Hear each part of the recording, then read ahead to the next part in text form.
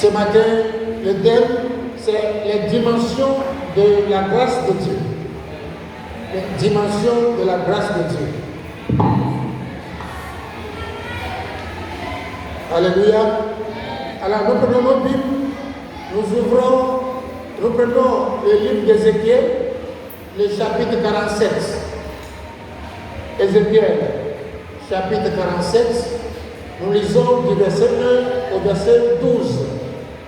Ézéchiel, chapitre 47. Ézéchiel, chapitre 47, à partir du verset 1 à 12, nous tenons de vous lire la parole de Dieu. Ézéchiel 47, verset 1 à 12. Nous tenons de vous lire la parole de Dieu. Nous lisons au nom du Seigneur. Il me ramena vers la porte de la maison, et voici, de l'eau sortait sous le seuil de la maison, à l'orient, car la face de la maison était à l'orient. L'eau descendit sous le côté droit de la maison, au midi de l'autel. Il me conduisit par le chemin de la porte septentrionale, et il me fit faire le tour par dehors, jusqu'à l'extérieur de la porte orientale. Et voici, l'eau coulait du côté droit. Lorsque l'homme s'avança vers l'orient, il avait dans la main un cordeau, et il mesura 1000 coudées. Il me fit traverser l'eau, et j'avais de l'eau jusqu'aux chevilles. Il mesura encore 1000 coudées. Il me fit traverser l'eau, et j'avais de l'eau jusqu'aux genoux. Il mesura encore 1000 coudées, et me fit traverser, et j'avais de l'eau jusqu'aux reins. Il mesura encore 1000 coudées. C'était un torrent que je ne pouvais traverser, car l'eau était si profonde qu'il fallait y nager. C'était un torrent qu'on ne pouvait traverser. Il me dit, as-tu vu, fils de l'homme? Et il me ramena au bord du torrent. Quand il m'eut ramené, voici, il y avait sur le bord du torrent beaucoup d'arbres de chaque côté. Il me dit, cette eau coulera vers le district oriental, descendra dans la plaine et entrera dans la mer. Lorsqu'elle sera jetée dans la mer, les eaux de la mer deviendront saines. Tout être vivant qui se peut vivra partout où le torrent coulera. Et il y aura une grande quantité de poissons, car là où cette eau arrivera, les eaux deviendront saines et tout vivra partout où parviendra le torrent. Les pêcheurs se tiendront sur ses bords, depuis En-Gedi jusqu'à En-Eglan. On étendra les filets, il y aura des poissons de diverses espèces, comme les poissons de la grande mer, et ils seront très nombreux. Ces marais et ces fosses ne seront point assainis, ils seront abandonnés au sel. Sur le torrent, sur ses bords, de chaque côté croîtront toutes sortes d'arbres fruitiers, leur feuillage ne se flétrira point, et leurs fruits n'auront point de faim. Ils mûriront tous les mois, parce que les eaux sortiront du sanctuaire, leurs fruits serviront de nourriture, et leurs feuilles de remède. Amen. Que Dieu bénisse sa parole. Excellent peuple de la maison royale de Christ pour toute la nation. Si on pouvait questionner un grand nombre de personnes à propos de leur relation avec Dieu, beaucoup, et même la majorité, affirmeraient avoir une certaine relation avec Dieu. Mais si la question pourrait être quelle est votre intimité avec Dieu, là, il y aurait une grande variance dans les réponses. Alors, on comprend de ce fait qu'il existe des dimensions dans nos intimités avec Dieu. Notre intimité avec Dieu est personnelle. Notre intimité avec Dieu n'est pas stationnaire, mais progressive ou régressive. Le chapitre 47 d'Ézéchiel nous peint une progression successive dans les profondeurs de la grâce de Dieu. Aujourd'hui, avec l'aide du Saint-Esprit, nous allons essayer de découvrir les secrets sur comment atteindre les profondeurs dans la grâce de Dieu. Amen. Alors, la prophétie de l'eau gisant du temple dans Ézéchiel 47,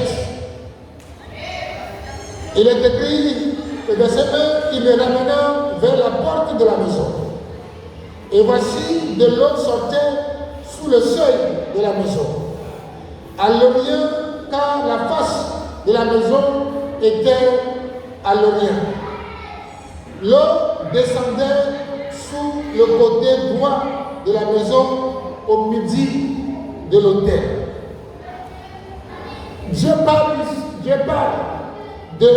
du temple comme la source de la vie. Le temple comme la source de la vie. Il parle de l'eau qui coulait à partir du temple. Le temple représente Jésus. Et on veut croire que l'eau qui coule du temple symbolise le sang de Jésus. Le sang de Jésus qui a la puissance salvatrice, qui est aussi symbole de la grâce de Dieu. Le sang qui fait vivre, le sang qui transforme, le sang qui purifie, le sang qui justifie, le sang de la grâce, l'eau de la régénération, l'eau qui pénètre les vallées et les montagnes. L'aspect secondaire de la prophétie, ici on voit une autre réalité de la grâce de Dieu. On voit que l'expérience de la grâce de Dieu est de manière croissante. C'est une grâce expérimentale. Et Dieu veut que chaque enfant né de nouveau puisse expérimenter cette grâce. Alléluia. Oui, la grâce de Dieu est croissante. Mais quand on regarde dans le corps de Christ, on voit que dans la vie des enfants de Dieu, au lieu que la grâce de Dieu croisse, elle régresse plutôt. Alléluia. Alors ici, on voit que chaque traversée est espacée de temps et de distance. Alors, la première traversée, l'eau aux chevilles. La première traversée, l'eau aux chevilles. Je lis le verset 3. Le verset 3. Lorsque l'homme s'avança vers l'Orient, il avait dans la main un cordeau et il mesura 1000 coudées. Il me fit traverser l'eau et j'avais de l'eau jusqu'aux chevilles. Amen. Donc, bien-aimés, à la première traversée, l'eau ne couvrait que les chevilles. L'eau ne couvrait que des chevilles. Les chevilles, l'eau ne couvrait que les pieds. Alors, c'est l'expression d'une simple confession de foi de l'enfant de Dieu. Alléluia. C'est l'expérience passive de la grâce de Dieu. Tu es à l'église, mais la grâce de Dieu est seulement au niveau de tes chevilles, au niveau de tes pieds. Tu ne bénéficies pas de toute la grâce que Dieu nous donne. Tu ne fais qu'une expérience passive de la grâce de Dieu. C'est l'expérience des chrétiens du dimanche. Les chrétiens du dimanche. Les chrétiens du dimanche, ce sont ceux-là qui ont la grâce aux chevilles, aux pieds. Alléluia. Je dis Alléluia. Quand tu es enfant de Dieu et que tu ne suis pas le programme de l'Église, tu n'es que à la première dimension, c'est-à-dire la grâce aux chevilles.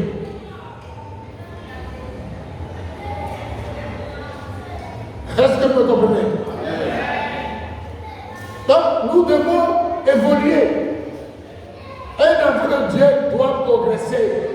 Nous ne devons pas rester à la même position pendant 5 ans, 10 ans, 20 ans dans l'église. Alléluia. Gloire à Jésus. Le Torah aux chevilles, c'est la croyance intellectuelle ou superficielle. La croyance intellectuelle ou superficielle. C'est l'attitude des gens qui ont été simplement introduits à Christ. Des gens qui ont été introduits à Christ. Et c'est des gens qui n'ont pas fait la rencontre de Christ, mais des gens qui ont été introduits à Christ. Des gens qui ont accompagné les parents, les amis à venir à l'église. Mais ils n'ont fait aucune expérience avec le Christ. Bien aimé, la vraie vie de Christ, c'est faire l'expérience avec Jésus. Il y a des gens dans l'église qui n'ont jamais reçu la visitation d'un ange dans les rêves, dans les songes. Alléluia. Gloire à Jésus. Je dis gloire à Jésus. Donc il est temps pour nous de faire la rencontre avec Jésus pour pouvoir croître dans la grâce de Dieu. Zachée a fait la rencontre avec Jésus. Il est allé à la rencontre de Jésus. Alléluia. Je dis Alléluia. Le Torah aujourd'hui, c'est aussi la semence semée sur une terre rocailleuse. Tu viens à l'église, la parole est semée, mais elle ne porte ni racine, ni germe. Alléluia. Oui, pas de racine, pas de stabilité, pas de vie spirituelle. Alléluia. Pas de stabilité spirituelle, pas de vie spirituelle. Allez, aujourd'hui, c'est ce qu'on constate dans l'église. Les gens viennent à l'église, mais leur comportement à la maison ne reflète pas la vraie vie d'un enfant de Dieu. On vient à l'église, on n'entend pas la parole de Dieu, mais on écoute la parole de Dieu. Il faut que nous puissions changer, bien-aimés. Alléluia. Gloire à Jésus. Oui, c'est une vie éphémère. Si ta vie n'est pas enracinée en Christ, tu as une vie éphémère. Alléluia. La deuxième traversée, l'eau au genou. L'eau au genou. Je lis le verset 4. La deuxième traversée, l'eau au genou, verset 4. Il mesurait encore 1000 coudées et me fit traverser l'eau et j'avais de l'eau jusqu'au genou. Là, c'est une autre dimension de la grâce de Dieu. L'eau était aux chevilles, maintenant l'eau est aux genoux. Alors c'est une nouvelle dimension de la grâce de Dieu. C'est quelqu'un qui commence, c'est un enfant de Dieu qui commence à prendre au sérieux sa vie chrétienne. Tu commences maintenant à prendre au sérieux ta vie chrétienne. Alléluia. C'est quelqu'un, c'est un enfant de Dieu qui commence à faire timidement l'exercice de la foi. Il commence à faire timidement l'exercice de la foi. C'est un enfant de Dieu qui commence à se sentir embarrassé dans sa pauvreté spirituelle. Amen. Il commence à se donner de la peine de sa marche avec Dieu. Il est conscient que Dieu est avec lui. Il est conscient. Il commence à faire une petite marche. Il commence à prier. Il commence à prier un peu. Il veut apprendre la parole de Dieu. Il commence à avoir la soif de la parole de Dieu. Il commence à avoir un intérêt et une curiosité de Dieu. Alléluia. Oui, c'est quelqu'un, son intérêt et sa curiosité pour Dieu commence à grandir. Mais il n'est pas encore ancré en Christ.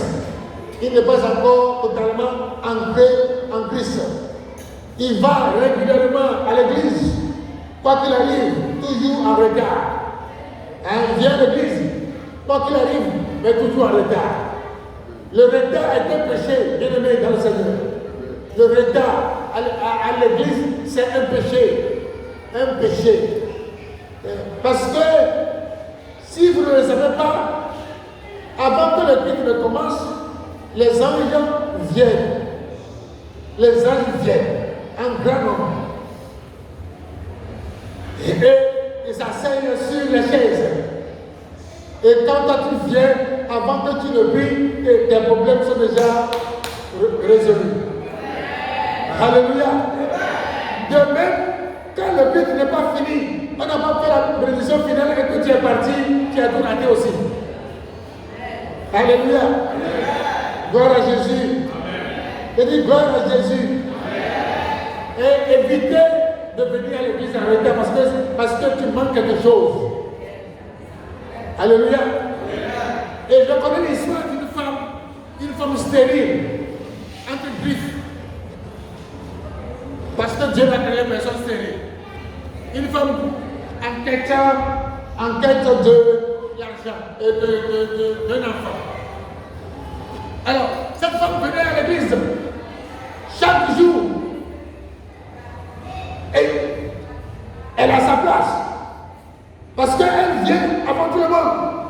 Et quand elle vient, c'est sa place. Et s'assied. Mais le jour où cette femme s'est dit fatiguée, qu'aujourd'hui elle devait reposer un peu, c'est ce jour-là que l'ange qui devait lui donner la grâce était venu. Alléluia. J'ai dit Alléluia. J'ai dit Alléluia. Dis à ton voisin, ne viens pas à l'église en retard.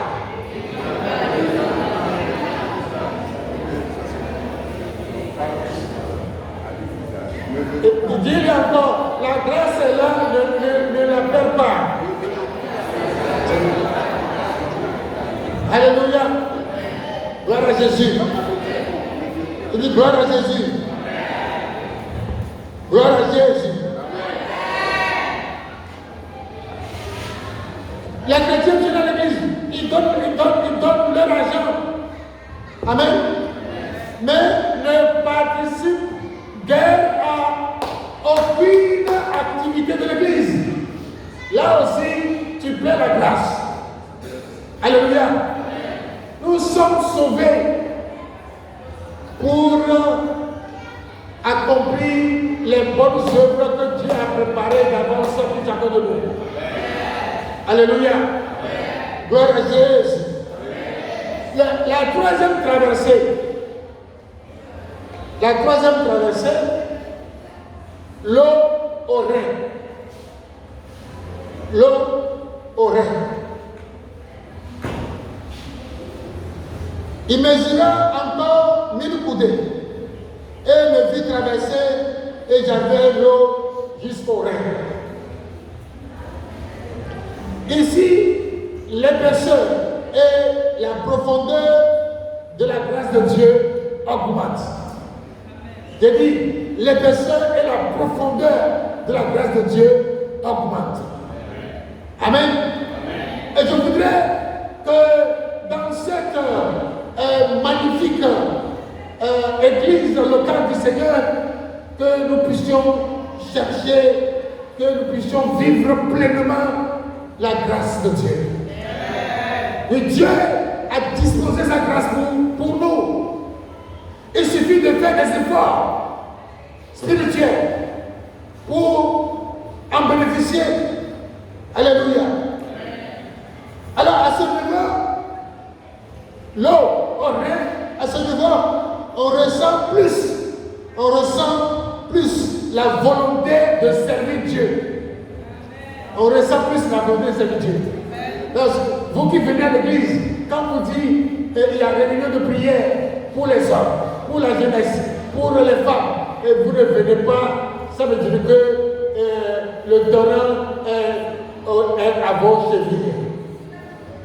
Que la grâce de Dieu tout est au plus bas niveau. Alléluia. Le torrent au règne, alors, nous pousse à faire la volonté de Dieu.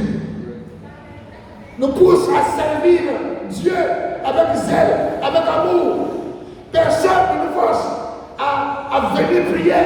Personne ne nous force à intégrer les départements de l'église.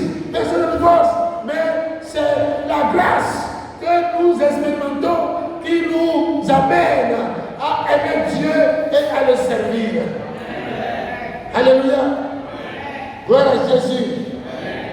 Je dis gloire à Jésus.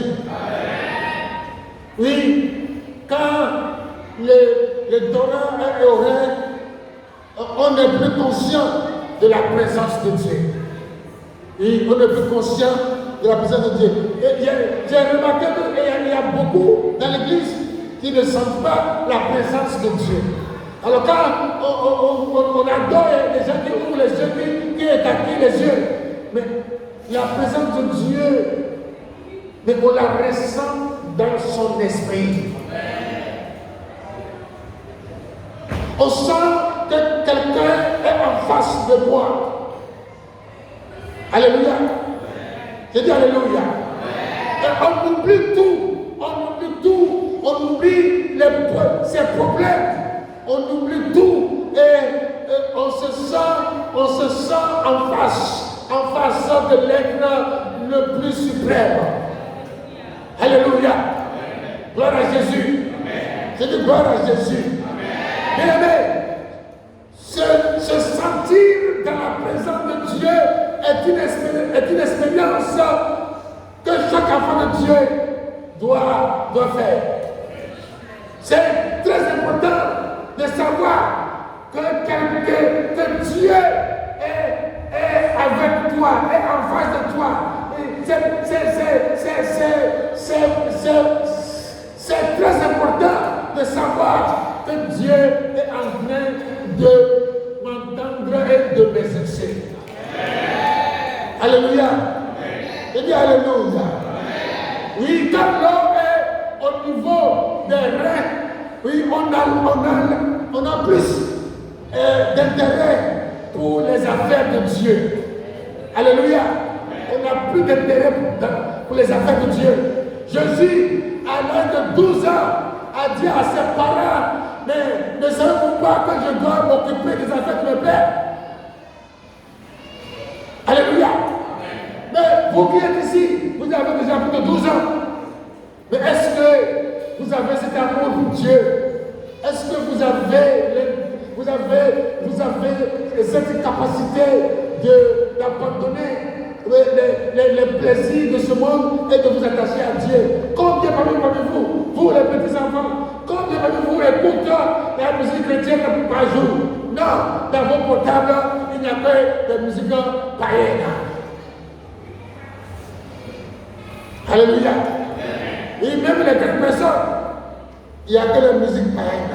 Mapuka, c'est tout ça. Pango.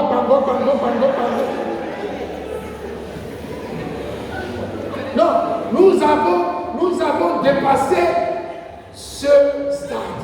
Amen. Alléluia. Bien-aimés, vivons comme de vrais enfants de Dieu. Vivons comme de vrais enfants de Dieu. Ayons l'amour de Dieu. Soyons sincères avec Dieu. Soyons sincères avec Dieu.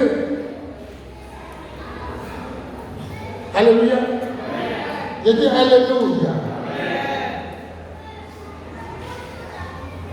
À ce niveau, on aime, on a soif d'écouter la parole de Dieu. Quand le torrent est au niveau des reins, on a la soif oui, d'aller écouter la parole de Dieu. C'est important, bien-aimé. Important. Oui, on sent le courant de l'eau. On sent le Saint-Esprit. On sent la présence du Saint-Esprit en soi. Oui, on se voit à un niveau avec Christ, une nouvelle dimension avec Christ. Alléluia. Je dis Alléluia. On ressent le Saint-Esprit, mais pas assez pour se laisser emporter.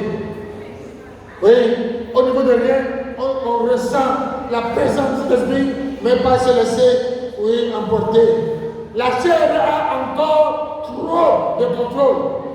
Quand le torrent est au rien, la chair est encore au contrôle. La chair te parle. La chair tu as la convoitise de la chair, la convoitise des gens de ce monde. Alléluia. Oui. On est toujours en conflit dans son intérieur avec le vouloir d'aller plus loin avec Dieu. Alors, il y a à ce niveau la guerre entre l'esprit, l'esprit et la chair, oui, est évidente. Alléluia. La Bible dit que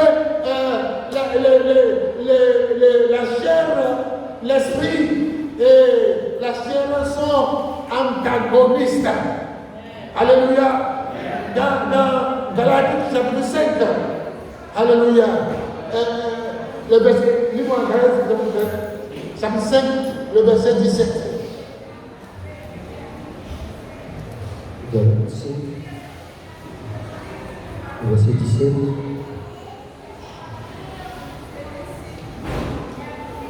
Car la chair a des désirs contraires à ceux de l'esprit. La chair a des désirs contraires à ceux de l'esprit. Et arrivé à ce niveau, il y a une possibilité de choisir l'esprit au lieu de choisir la chair. Mais il y a une guerre entre l'esprit et la chair. Vas-y. Et l'esprit en a le contraire à ceux de la chair. Ah. Ils sont opposés entre eux.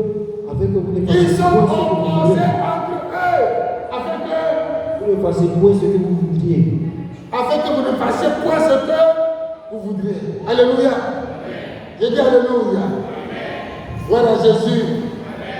Oui, on est toujours en conflit dans son intérieur avec le vouloir d'aller plus loin avec Dieu. On devient plus religieux et non pas on devient chrétien, mais on devient plus religieux. On commence à participer dans les activités ministérielles, mais avec restreint. On fait 3 pas.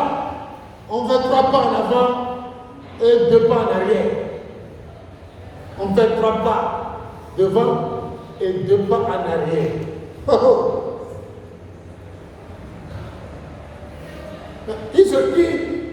Qui le Saint-Esprit parle ce matin? À qui le Saint-Esprit parle ce matin? Alléluia. J'ai dit Alléluia. Gloire à Jésus. C'est des choses que moi-même j'ai expérimenté. Oui. J'ai expérimenté. Si un pasteur te dit qu'il n'a pas expérimenté ces choses, il a menti. C'est des choses que chaque enfant de Dieu expérimente. Alléluia. J'ai dit Alléluia.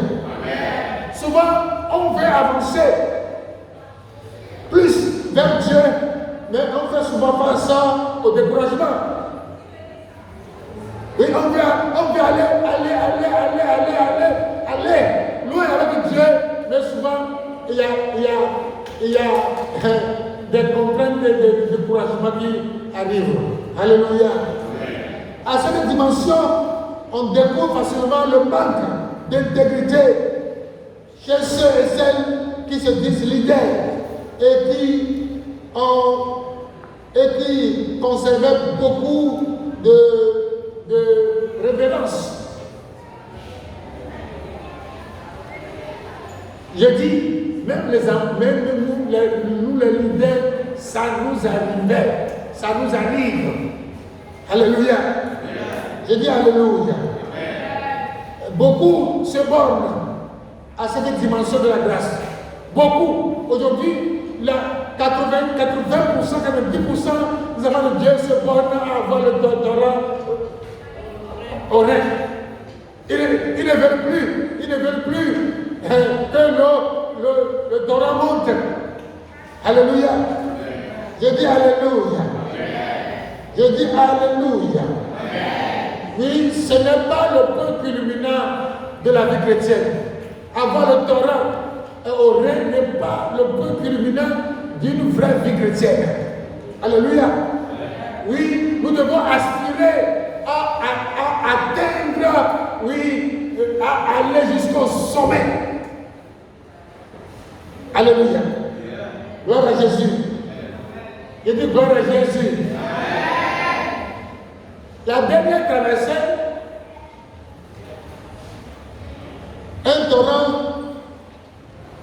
qu'on ne peut traverser. Alléluia. Le verset 5 dit, il mesura encore 1000 coudées. C'était un torrent que je ne pouvais traverser, car l'eau était si profonde qu'il fallait y nager.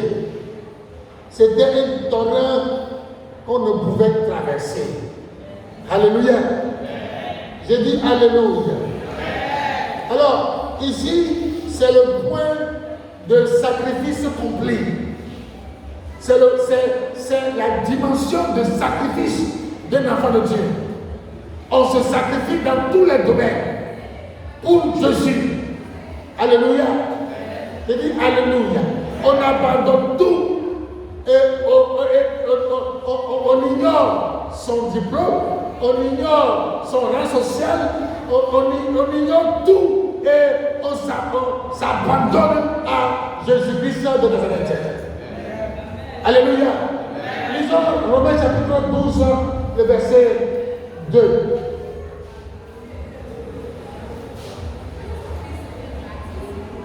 Romains 12, verset 2. Ne vous conformez pas au siècle présent, mais soyez transformés par le renouvellement de l'intelligence, afin que vous discerniez quelle est la volonté de Dieu, de ce qui est bon, agréable et parfait. Et le verset 1. Je vous exhorte donc, frères, par la compassion de Dieu, à offrir vos corps comme un sacrifice vivant. Alors, ici, on parle de sacrifice vivant. Et c'est avec les larmes que Paul écrivait aux Romains. Il est supplié avec larmes. Il est supplié avec larmes de faire don de leur corps à Christ. Alléluia. Quand nous sommes à Christ, nous devenons de nouvelles créatures. Les choses anciennes sont passées. Et voici toutes les choses sont devenues nouvelles. Et Paul est en train de supplier les Romains avec larmes aux yeux de faire don de leur corps. Combien de chrétiens aujourd'hui font don de leur corps pour servir le Seigneur? Combien de chrétiens aujourd'hui abandonnent tout pour être au service de Dieu? Combien de chrétiens abandonnent tout aujourd'hui pour venir intercéder en faveur de l'Église et de la nation? Combien de personnes aujourd'hui sont disposées à donner tous les biens pour l'avancement de l'œuvre de Dieu?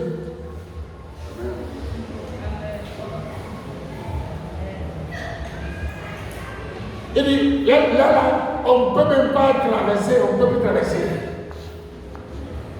Alléluia. Ici, c'est le point de non-retour.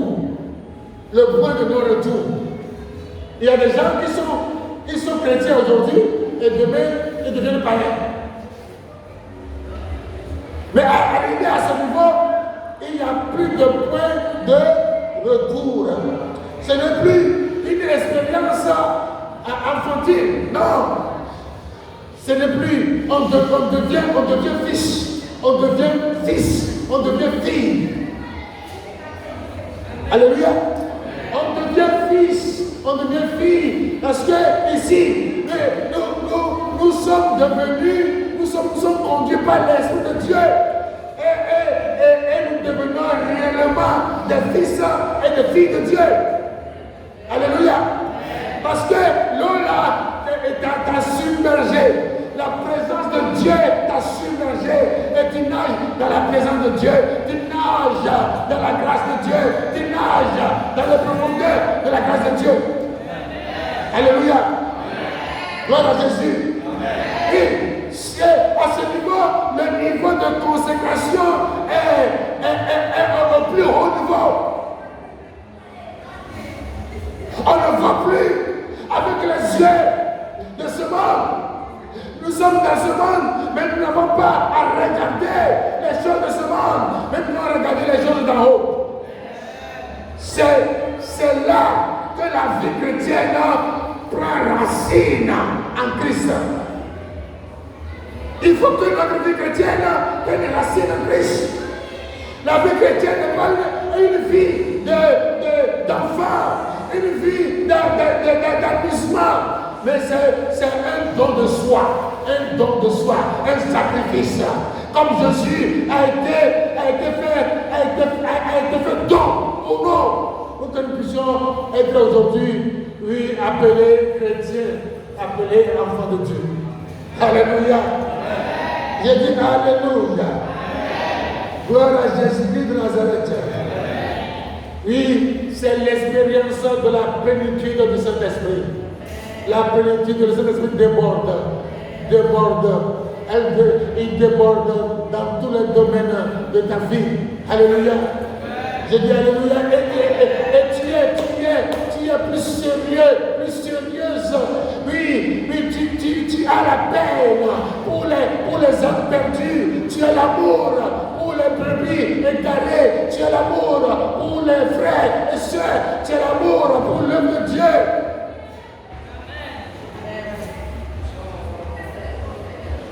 La Bible dit, le zèle de ta maison me dévore. Où est le zèle aujourd'hui dans le corps de Christ?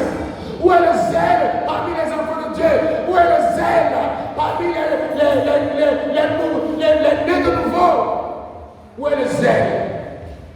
Où est le zèle? Oui, le zèle de la maison de Dieu doit nous dévorer.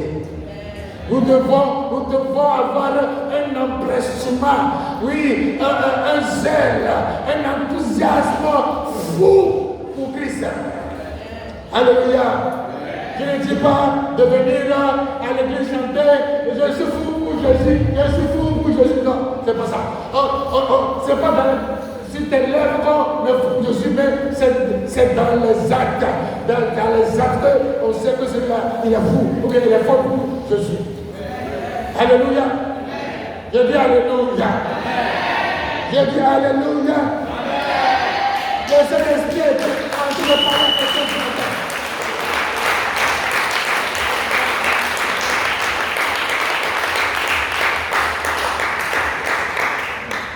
C'est le point culminant de l'expérience humaine avec le Saint-Esprit. Alléluia. C'est le point culminant de l'expérience avec le Saint-Esprit. On n'a plus besoin des avances pour servir Dieu. On n'a plus besoin de t'appeler pour faire l'œuvre de Dieu. Et on se lève soi-même et on commence à servir Dieu. Alléluia.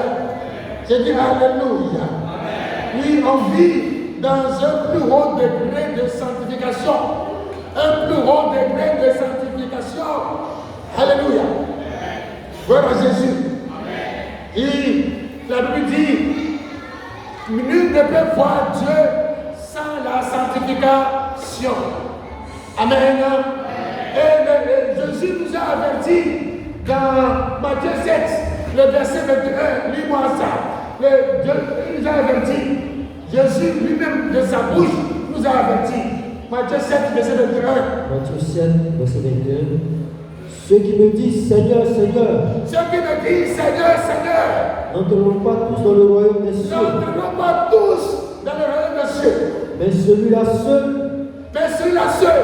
qui fait la volonté de mon Père qui est dans les cieux. Qui fait la volonté de mon Père qui est dans les cieux. Continue. Plusieurs me diront ce jour-là. Alors, plusieurs diront en ce jour-là.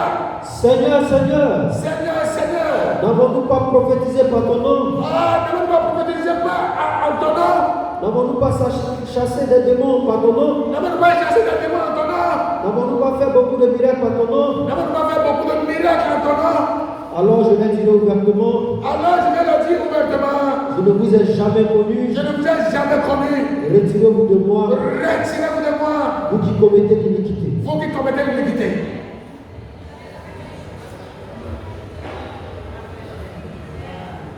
Dis à ton voisin la sanctification. Dis à ton voisin que la vie de sanctification est incontournable. Pour expérimenter la grâce de Dieu. Alléluia. J'ai dit Alléluia. Gloire à Jésus. Gloire à Jésus. Oui, quand l'eau, on est submergé par le torrent, on veut prendre des initiatives pour Dieu. On ne s'assied pas que le pasteur te dise, et toi, il faut faire ceci, faire ça. Non, quand tu vois le besoin dans l'église, le besoin dans le groupe de louange, le besoin dans le service d'accueil, besoin parmi les hommes, besoin parmi les femmes, besoin dans la maison de Dieu, on n'a pas besoin de le dire. Nous-mêmes, nous prenons l'initiative. Alléluia. J'ai dit Alléluia. Gloire à Jésus. Oui, c'est un torrent de la présence de Dieu. Un torrent de la grâce de Dieu.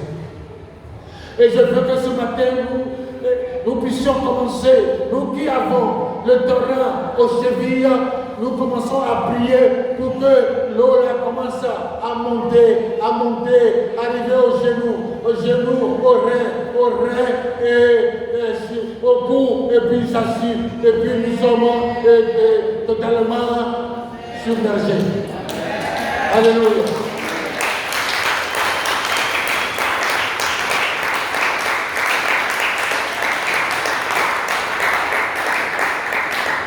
Et je vous dis, c'est l'expérience de la grâce de Dieu sans mesure. La grâce de Dieu sans mesure. Et donc les gens seront étonnés. Alléluia. J'ai dit Alléluia. Oui, tu vas vivre le ciel en étant sur. Alléluia. Gloire à Jésus. Bien-aimé dans le Seigneur. Alors, arrivé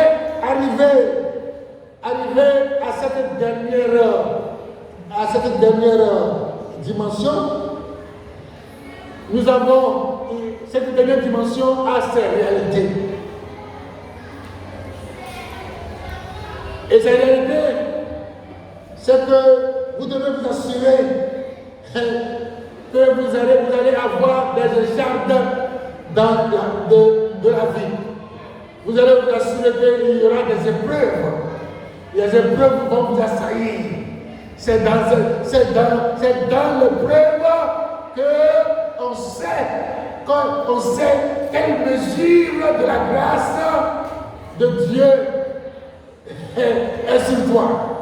Alléluia.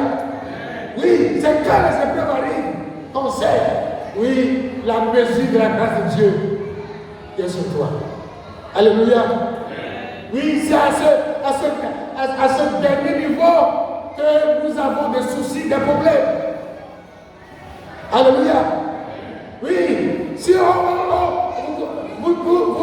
lisez l'enseignement, vous entendez dans l'enseignement, comme quoi, quand on est né de nouveau, on n'est plus malade, on n'a plus de problèmes, on n'a plus de soucis. Non, mais c'est quand nous sommes ancrés en Christ que, oui, le diable nous tente. Alléluia. C'est bien, alléluia. Et assurez-vous à cette dernière étape que vous serez toujours des ennemis dans votre vie.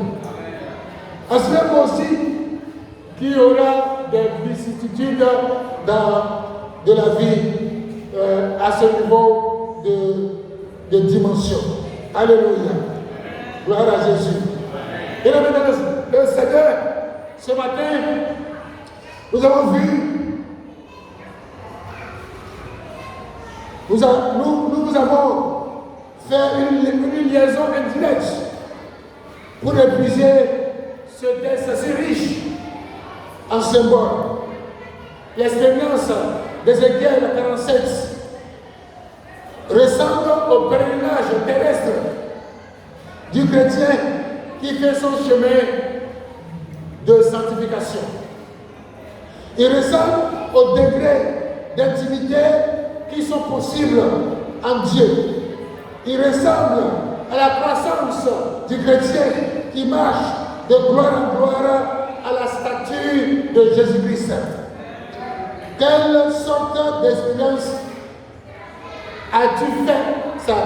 Quelle sorte d'expérience as-tu fait avec Dieu? As-tu une expérience infantile avec la grâce de Dieu? Si oui, continue le chemin. Continue le chemin. Cherche à progresser. Si vous n'avez qu'une foi intellectuelle, je vous invite à avancer encore plus loin dans la grâce de Dieu. Si vous avez une foi superficielle, demandez à Dieu de vous faire part d'une expérience authentique. Oui, toi qui n'as jamais fait d'expérience avec Dieu, avec le Saint-Esprit, le temps, oui, est donné pour que tu commences. Oui, êtes-vous du nombre de ceux qui commencent à expérimenter les profondeurs de la grâce de Dieu? Commencez-vous à être guidé par le Saint-Esprit? Êtes-vous au niveau où les doutes commencent à dissiper? Connaissez-vous l'expérience où la grâce de Dieu devient comme un torrent jaillissant? Ou malheureusement, régressez-vous dans votre vie chrétienne? Avez-vous abandonné votre premier amour? Si oui, gardez-vous de pratiquer les bonnes œuvres d'intimité avec Dieu. La prière, la dévotion matinale, la méditation, l'expérience du torrent de la grâce doit être l'aspiration de chaque chrétien. Qu'il en soit ainsi pour toi et pour moi, et que Dieu ajoute sa grâce sur sa parole de ce matin, au nom de Jésus-Christ. Amen. Que Dieu vous bénisse.